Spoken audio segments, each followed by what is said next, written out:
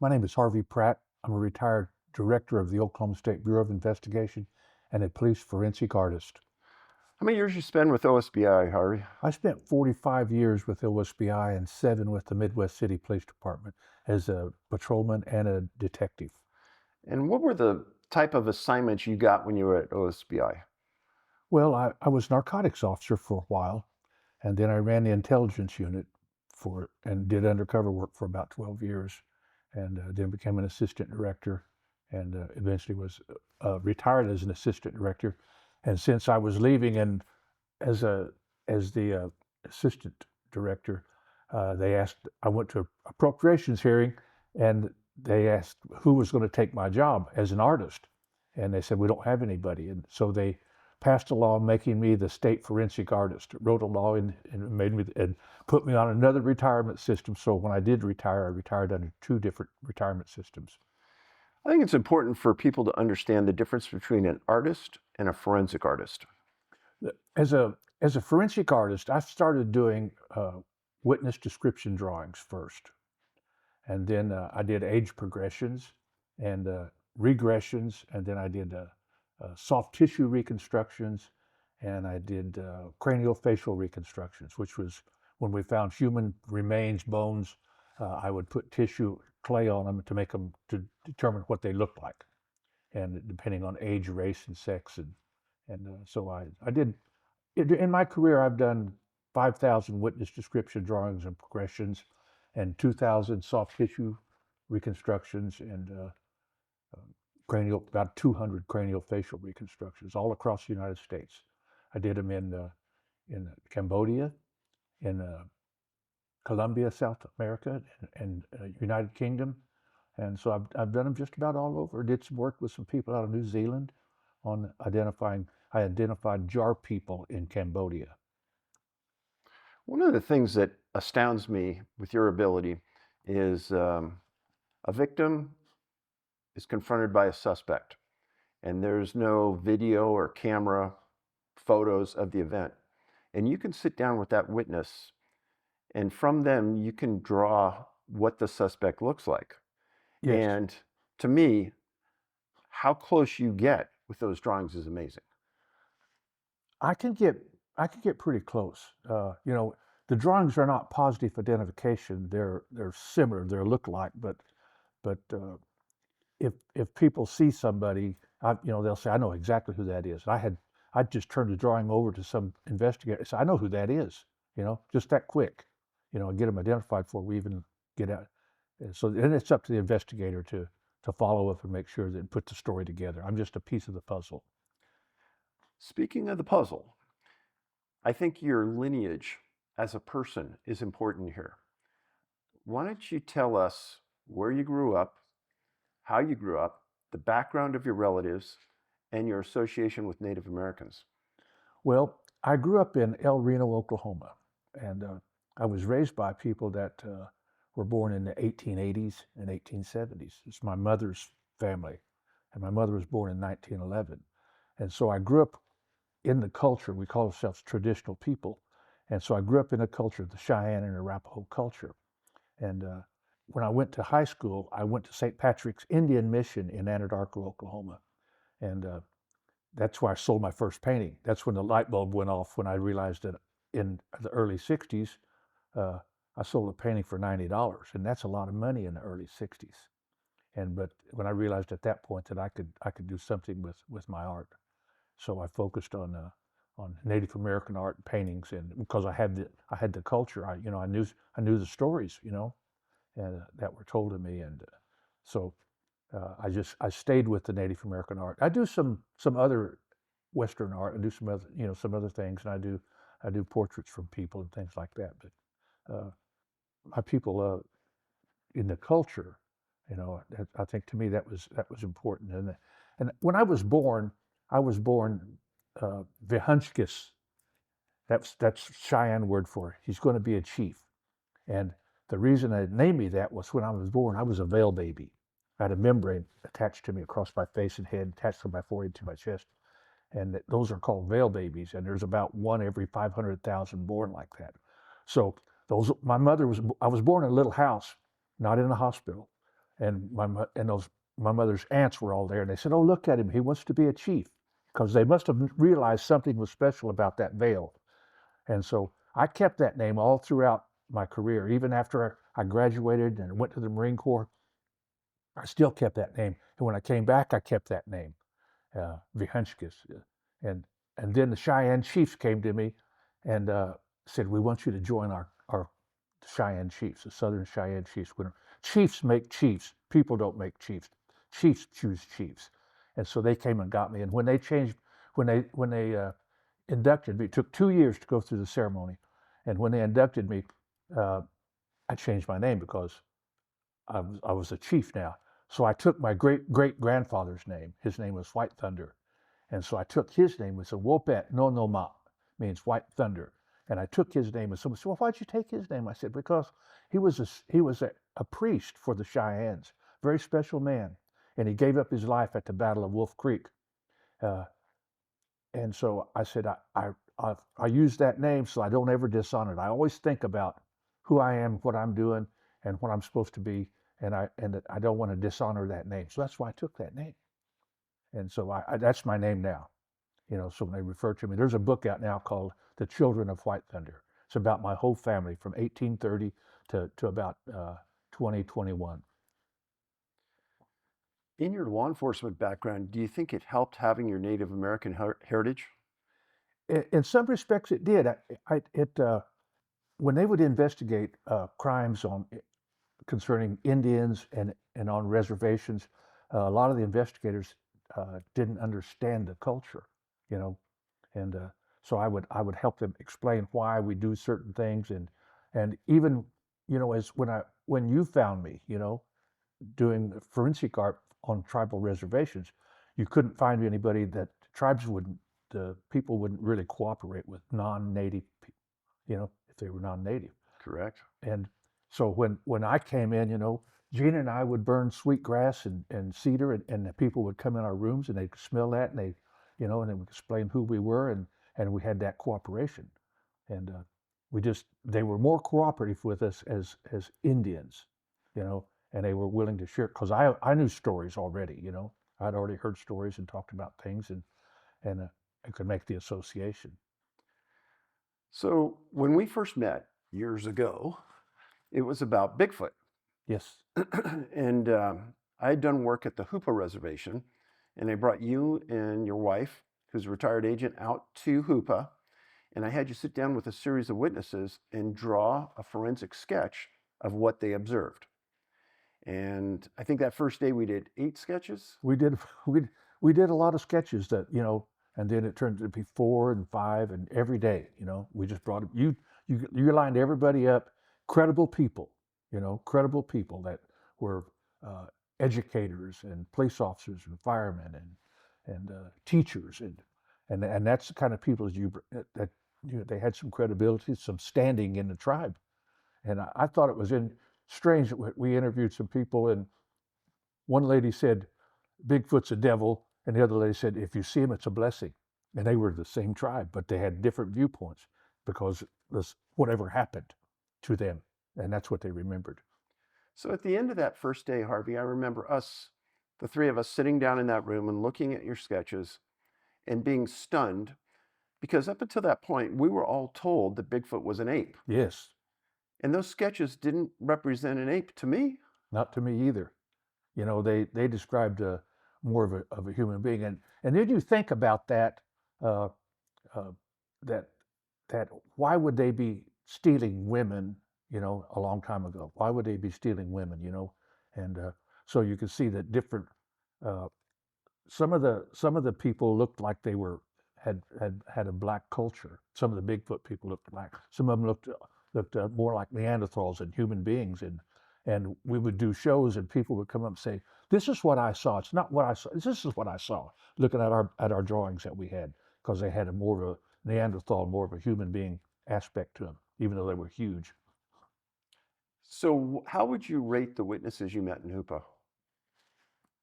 You know, I have I developed an interview technique, that right off the bat talks about light, color, and distance, and so you determine those things first, so that if they start to change, then you gives you some reason to think, well, why are they changing now? Because they already told me they saw them once or twice for a matter of 10 minutes or 5 minutes, and the lighting conditions. What were the lighting conditions like? And how long did you see them? There. So you determine some of those things right off the bat. Uh, so if they start to change, then you want to kind of puts up a red flag. So you kind of look for a little bit of deception in some of those things, and and then you narrow it down to accents and voice and uh, limps, impairments, right-handed, left-handed. What color is the hair?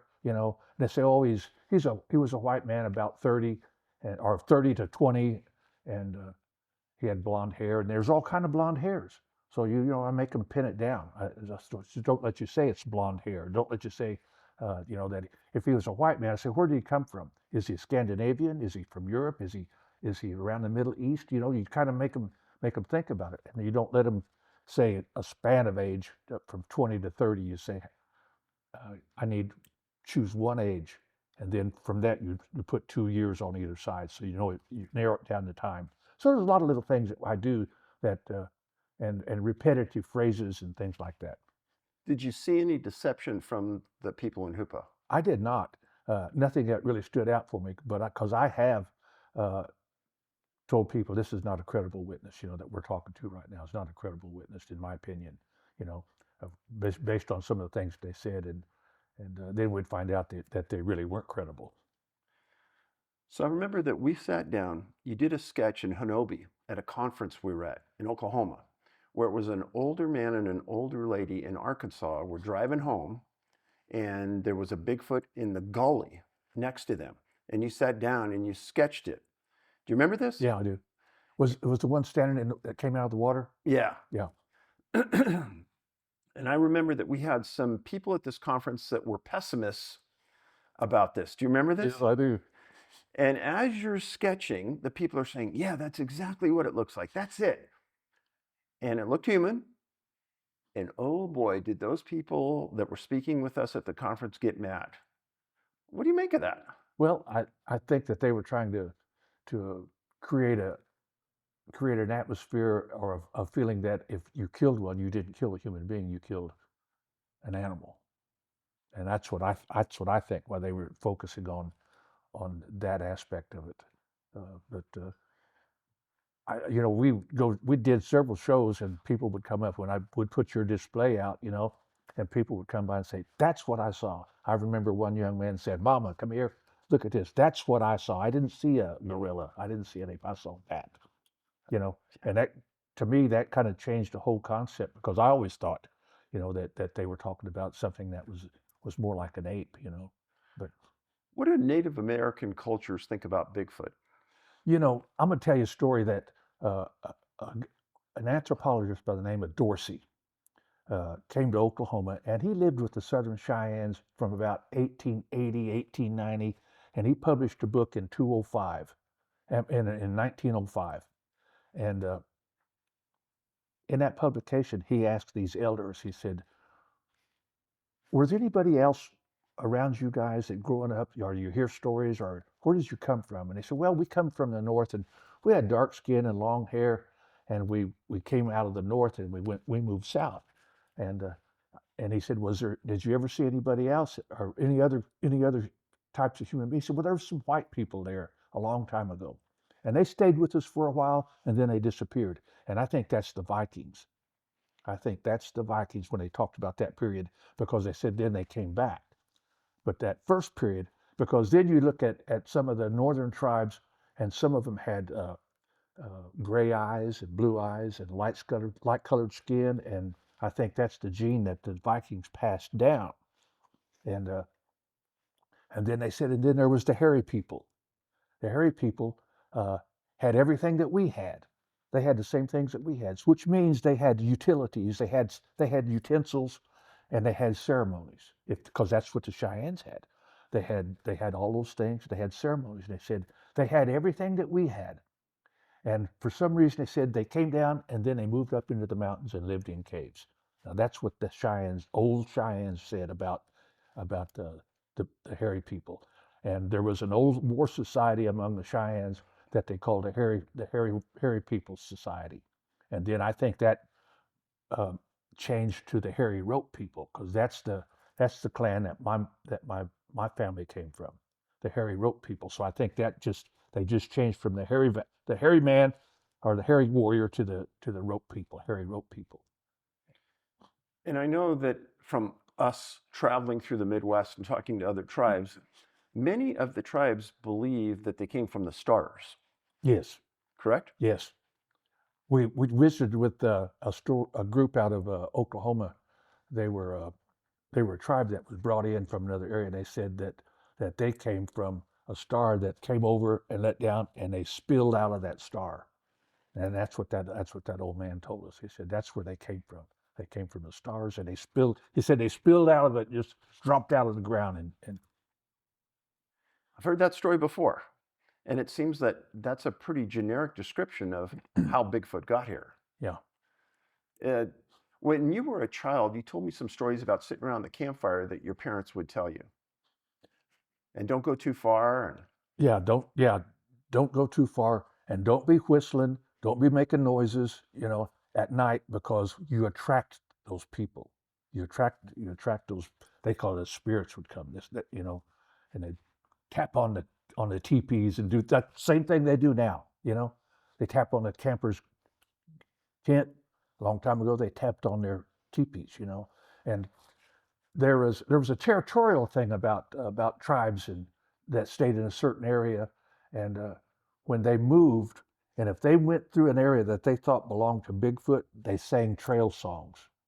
They sang a song saying, "We're just passing through. We're not staying," to let the Bigfoot know that they weren't there to get into their territory.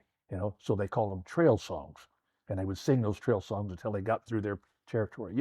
We interviewed those police officers in Utah, and they talked about that their tribe had there was a big red rock, and they gifted one another back and forth between their tribal people and the Bigfoot. They would exchange gifts, and one day one of their tribal people said, "I'm going to go over there into their territory, and I'm going to kill one of them and bring them back." And he left, and he was gone for several days, and they finally said, "We need to go find him."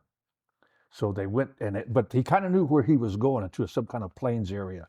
So they went there, and they couldn't find him, and they went a little further, and when they did find him, he was all rolled up in a ball, and he was covered with sap, covered in tree sap, just stuck together like they glued him together, and he didn't remember he didn't know anything. And they asked him when they got him back and cleaned him up. They asked him, "What was the last thing you remember?" He said, "I'm riding my horse across this tall grass in a prairie up in the mountains," and he said, and the grass is belly high. The grass at our house here in Oklahoma is 6 foot tall. So you can imagine that old time prairie grass being that tall, and what he was riding through. And he said, "The next thing I know, the last thing I saw was my foot when I jerked him off of his horse, and his foot went up in the air." And he said, "That's the last thing I saw was my foot," and that's all he could remember. so he lost his memory after that. Yes, he lost his memory. He didn't remember anything what happened in that 5 or 6 days. And then you hear stories about them taking people captive and taking them to caves and keeping them, for a lot of reasons, just keeping them. So going back to OSBI days, what are some of your most notable cases that you worked on, Harvey? Well, you know, I worked on Ted Bundy. I worked on the I-5 killer, the Green River killer, uh, uh, Bobby Joe Long out of Florida. I did a lot of cases for serial murderers and stuff like that, and I did the Girl Scout killing. I didn't do. I worked on a Girl Scout killings. I didn't do the Girl Scout Let's make killing. that clear. And, Cut that out, Mike. and there was 3 little girls that were taken out of the Girl Scout camp, and they were sexually assaulted and killed. And the interesting thing about that, we started seeing some signs that something about Indian culture was involved in this, and I recognized those things, And then we had a suspect as a Native American uh, who was tried to kill a couple of girls before, and he was a home invader and did a lot of things, and he became a suspect. And we even brought in tracking dogs to the camp. And one thing that always stuck out in my mind is when those dogs picked up a trail, they went through a gate and out into a meadow, and then it just stopped.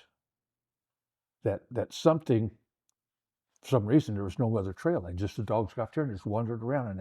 And I always think about the cases that you've investigated, that those things just disappear. They just stop. And and then once we started focusing on this one particular guy, uh, some of the police officers that had dealt with him, he told them that he was a shifter.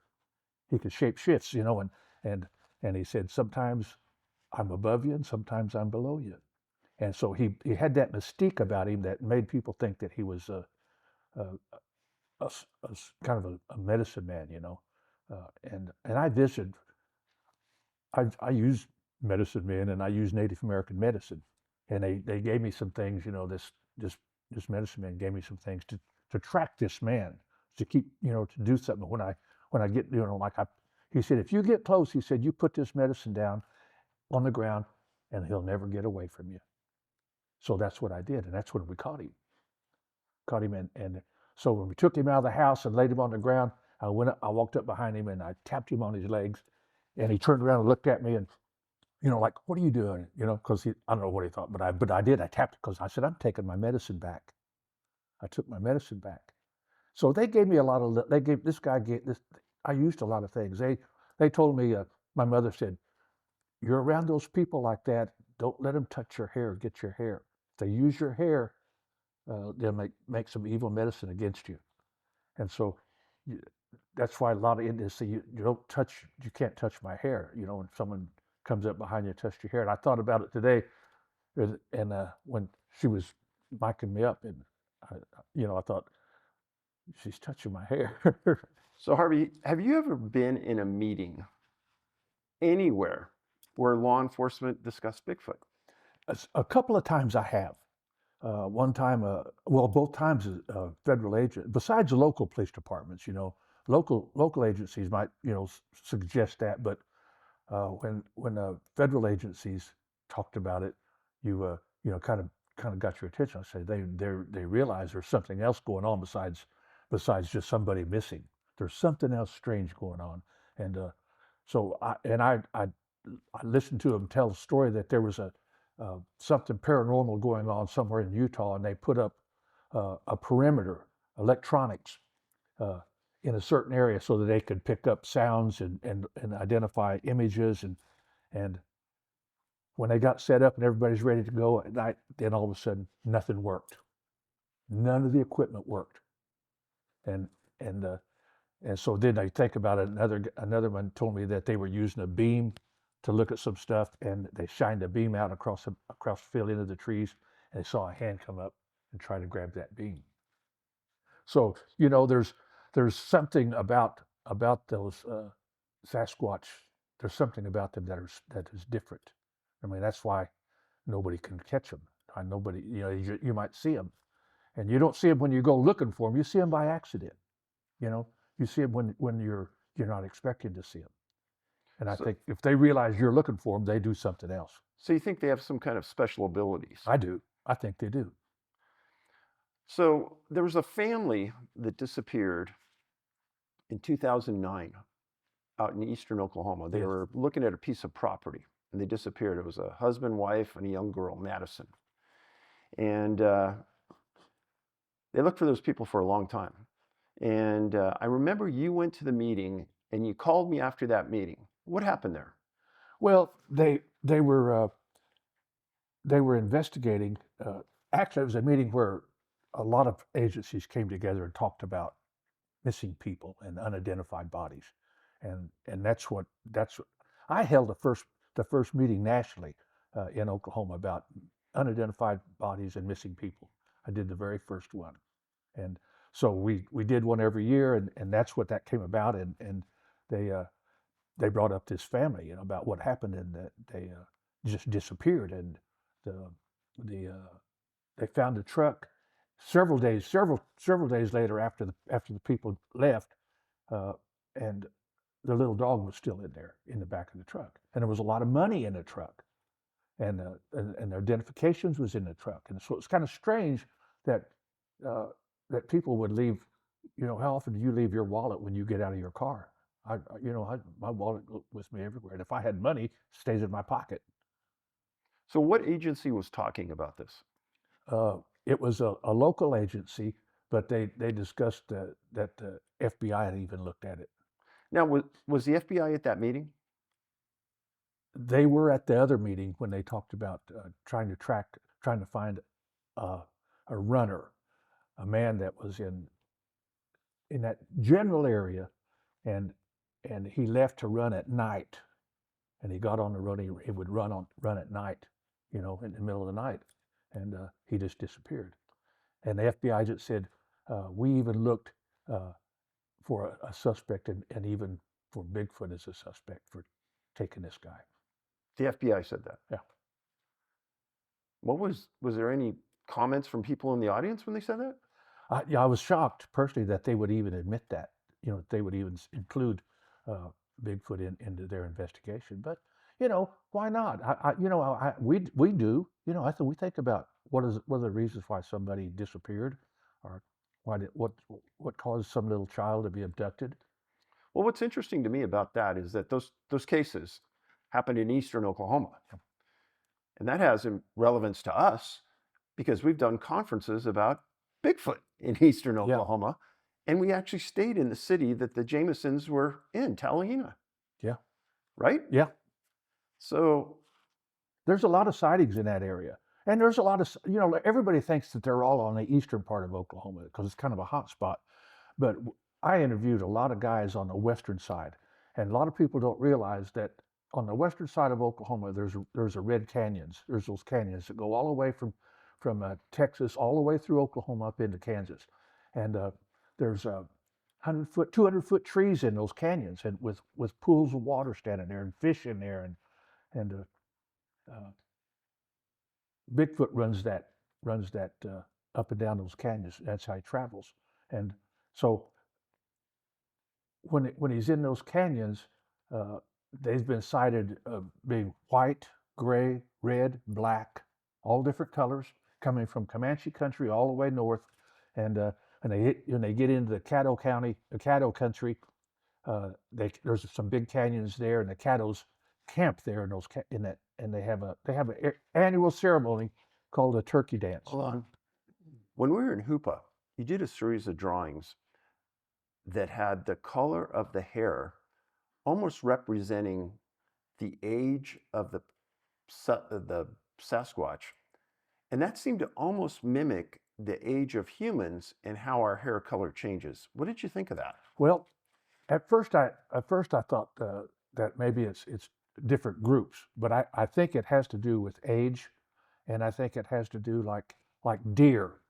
You see deer in the spring and the summer, they're red, and then when winter comes, they start turning gray and black.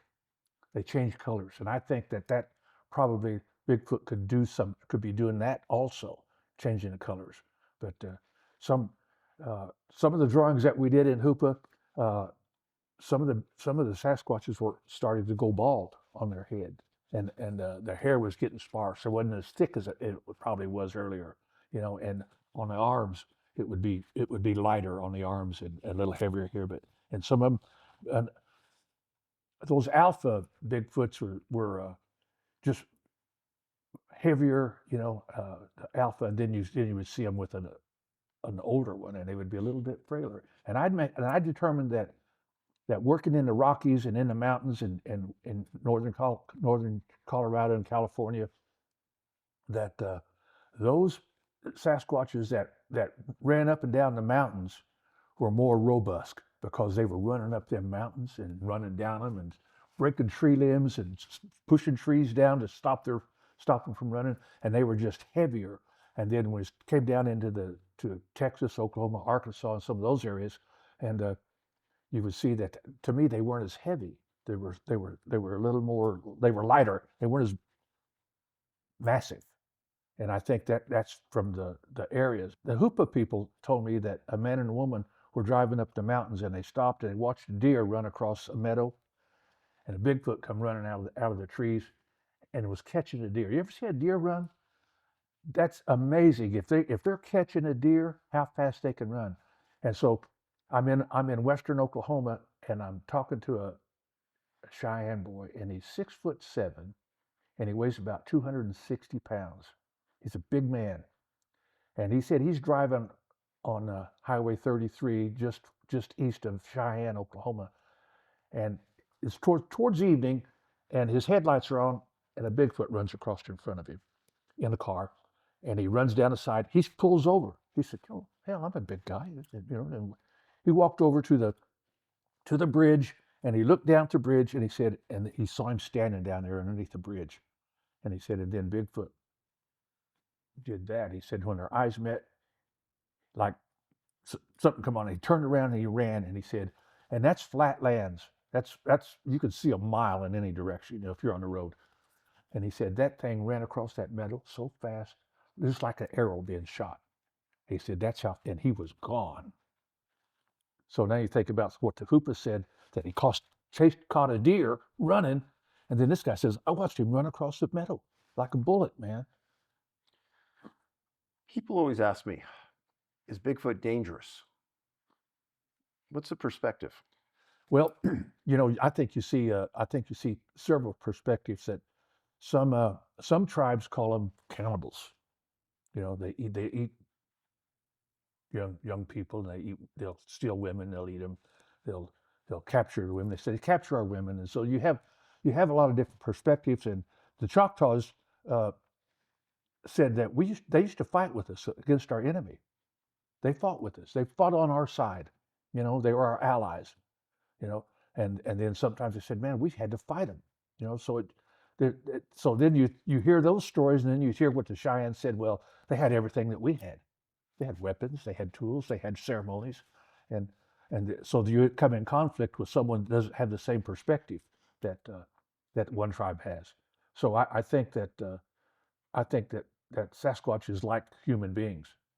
You have good guys, bad guys, social people, and some people that aren't very social, and you heard stories about capturing people. They capture people and take them to a cave somewhere and want them to have sex with their women or something. And the in 1877, a Kiowa man was abducted, and he put him in a bag on his back, and he's carrying him. And he jumped out of the bag, and he ran one way, and the Bigfoot ran the other way. And so there's a drawing that was done of that in 1877 of a Bigfoot, and he looks like he's wearing a big robe, and he looks really bulky here, and then you see legs, and then an arm, and his face is completely hairless. And so you think, well, that guy, 1877, and made that drawing, two drawings, one of a guy an Indian in a bag, and a second drawing of an Indian jumping out and running one direction and Bigfoot going the other way. So I think it just depends on what was the purpose of somebody abducting somebody, picking them up and carrying them without killing them. What was he going to do? What was the purpose behind that?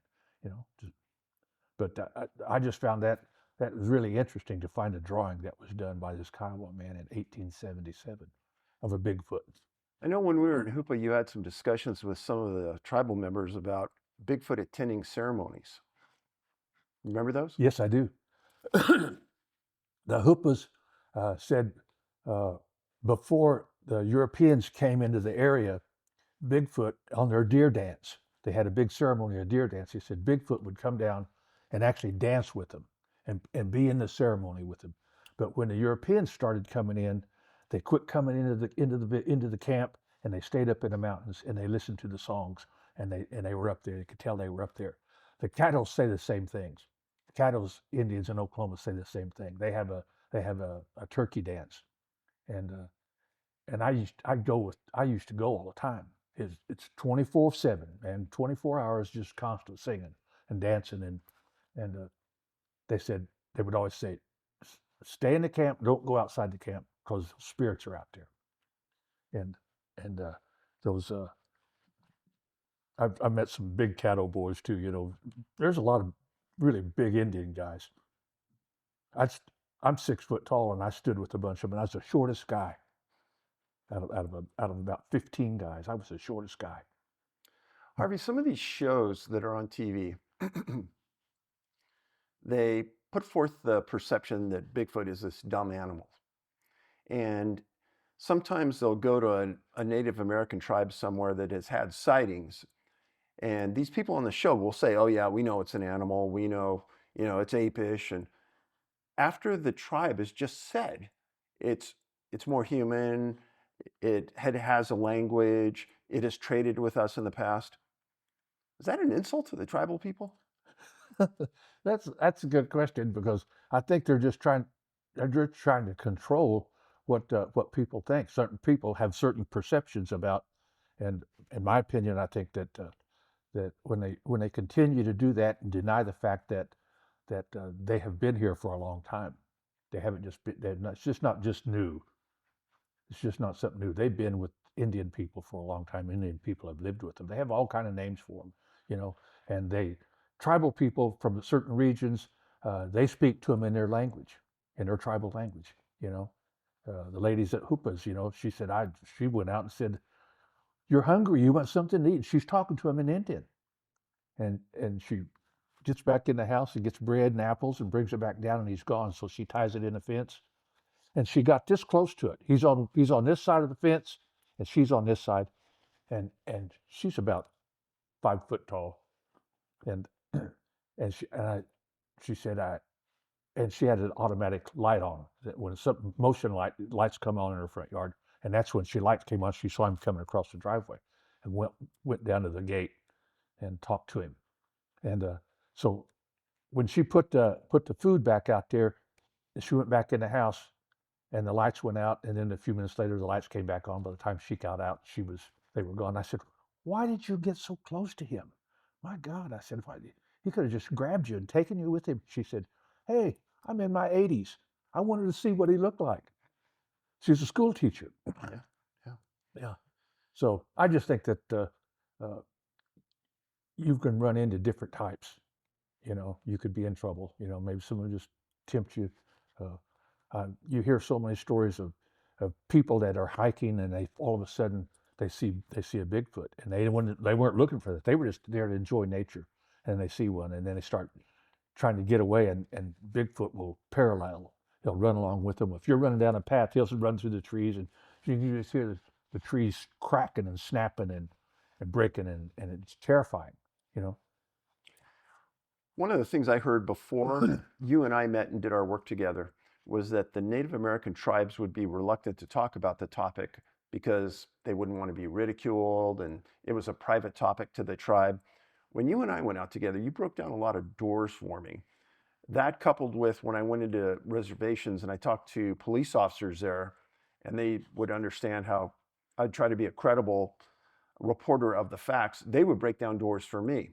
Now, since you've done this work with us in the 2 books, have other tribal members from across the nation come to you and said, "Hey, we experienced this," etc.? Absolutely, and I think it's because of your books that they realize, and I talked to a male nurse that lived in Oklahoma, and but he worked in Florida, and he bought some land in Oklahoma, and he came back, and he took used his Facebook, and he was photographing his land, you know, and he said all of a sudden in one of the photographs it bracketed, you know, and he didn't pay any attention to that. Took it home, and about 2 months later, he's looking at it, and on one frame it brackets, and that's where it recognizes a human figure, you know, a face or something. And he called his friend. He said, "What is this on my?" And the guy said, "Well, there's somebody in that." So he took it, blew it up, and he said, standing in the tree line was a young Bigfoot. He said it looked like a little dwarf, just knotted up with muscles. He said, "Man, it was just knotted up with muscles." I said, "Can we have a picture of that?" And he said, "Yeah, I'll give you a picture," but he never did. Never did give me the picture. And So you see, I've heard of so many stories like that Bigfoot travels with another creature. One of the things I know you told me about was another police officer that told you about hiking with his wife.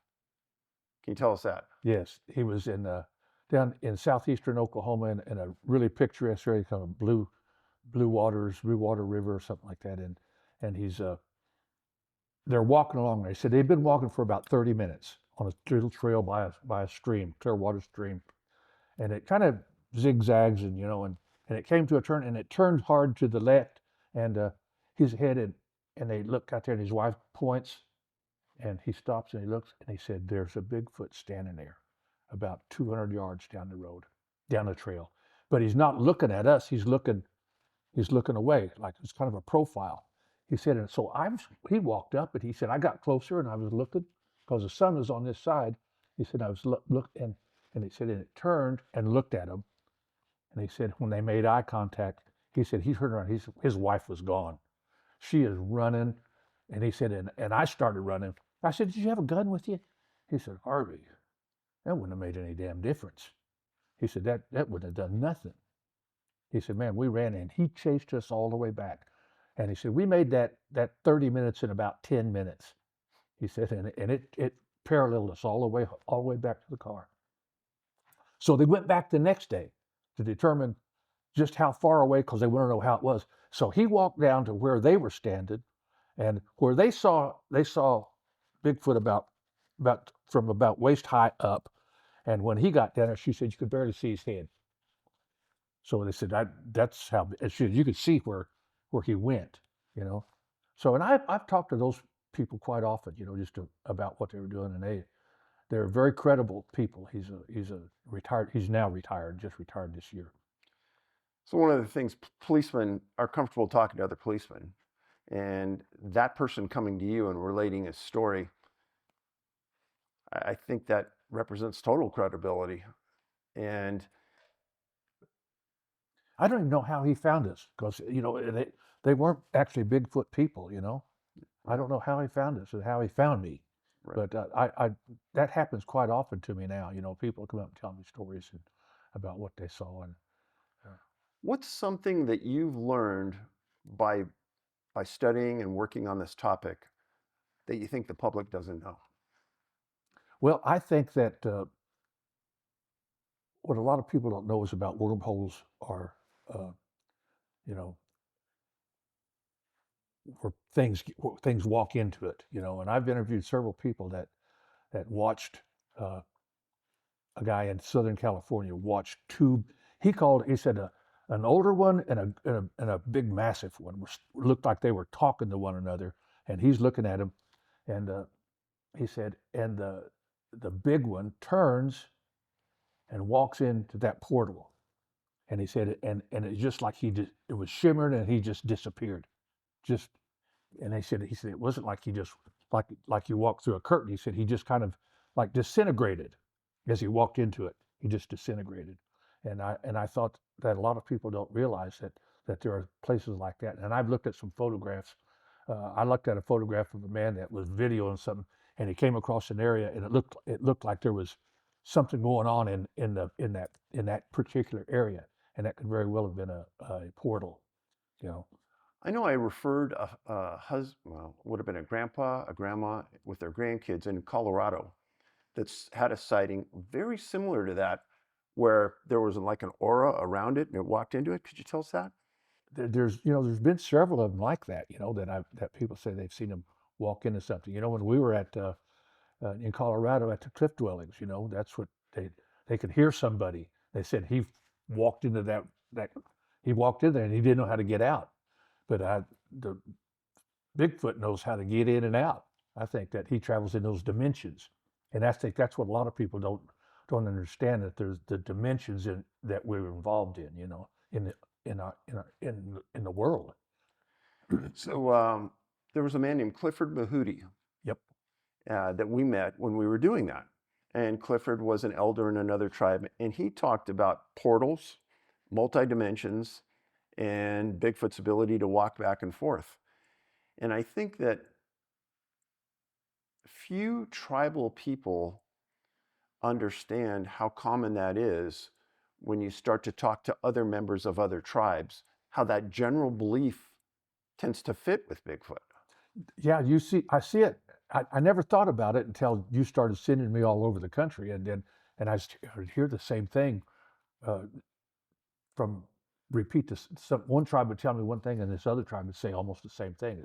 So there's a connection between what is going on in our histories, you know, about about the involvement and things that they do, and they talked about them being stone people, you know, and and I didn't understand what they meant by stone people. How do you mean? Well, you couldn't kill them, you couldn't hurt them, you know, and and then and then I heard one Indian guy talk about it, and he said, well, they would take mud and put it on their hair, and then it would dry. Then they would put some more on and more mud on there, and pretty soon they had a, a thickness of this, and so the arrows would hit that mud shields, you know.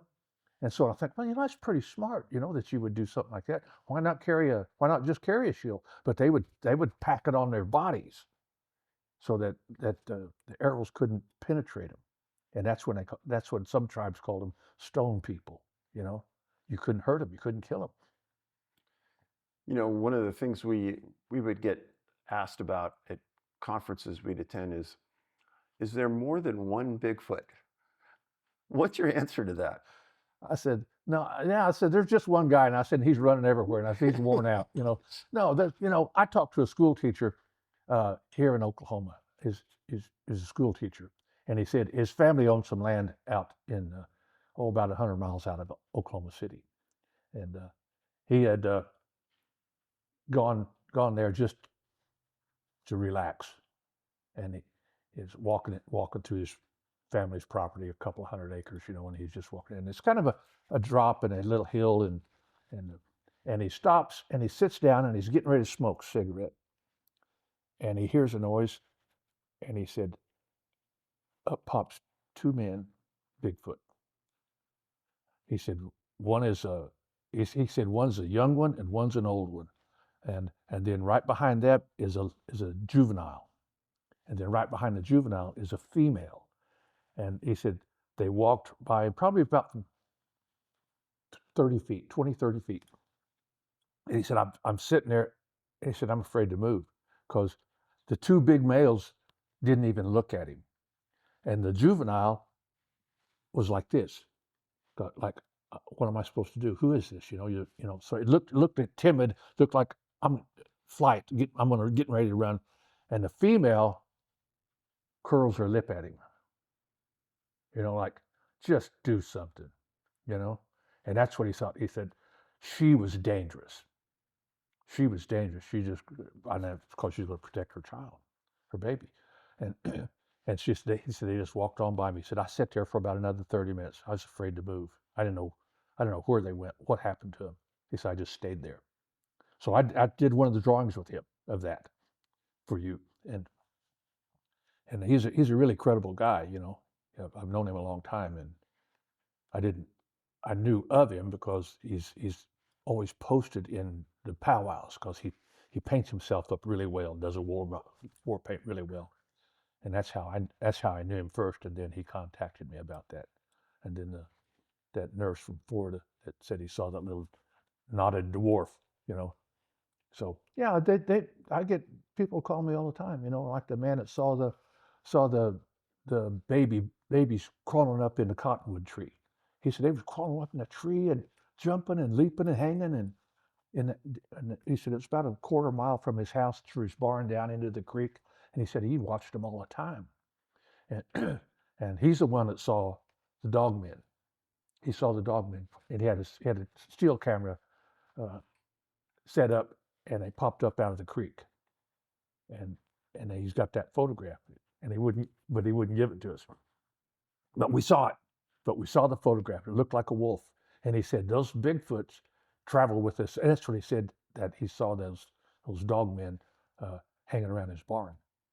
And he's the one that talked about Bigfoot running across his property, and it was boom, boom. It wasn't ba, ba, ba, ba, ba, ba. He said just big strides, and you could just hear him. And then he said, in you could see him in the pasture with the cattle. And if they were with the cattle, he said they'd get on all fours and act like they were cattle when their people cars were coming. And he just wouldn't pay any attention. Just look, oh, it's cattle, you know. And so they would deceive you.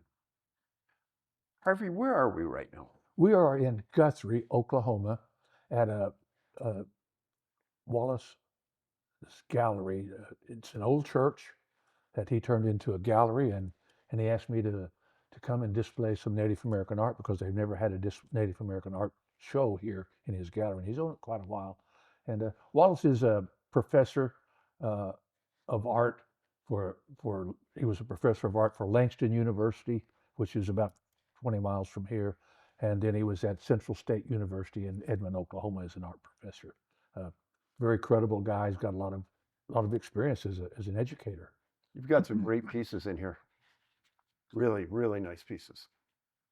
Well, they're mostly Plains Indian people. You know, that's what I know best. And I've got one painting over there of a bear healer. He's a bear medicine, and he's healing a man. And he's if you'll notice that he's asked the spirits to come be with him, and his spirit appears with this medicine man, and you see an exchange of vapors, breath to him, and he's gonna treat this man, and his spirit is there with him, but no one else sees him. There's a dog soldier there, and there's a wife there, and there's a chief there, and another man, and then the man laying on the ground. He's laying on a bed of sage, and we use those things in our medicine, in our ceremonies, sage, the sweet grass, and okay. So Harvey, Native Americans and Bigfoot and that association, you've said before that it goes back hundreds of years, if not more. And do they participate in ceremonies with tribal members? 150 years ago, 200 years ago, they did. But when the Europeans started coming, they pulled back. They did not do that so much, you know. And I've heard that all over that. Well, they were with us. We did this. They did this ceremony. And then you hear, like I said, you hear stories about Cheyenne said they had everything that we had. You know, what does that mean? That means that they had utensils, they had weapons, they had ceremonies. Because we had ceremonies, they had ceremonies.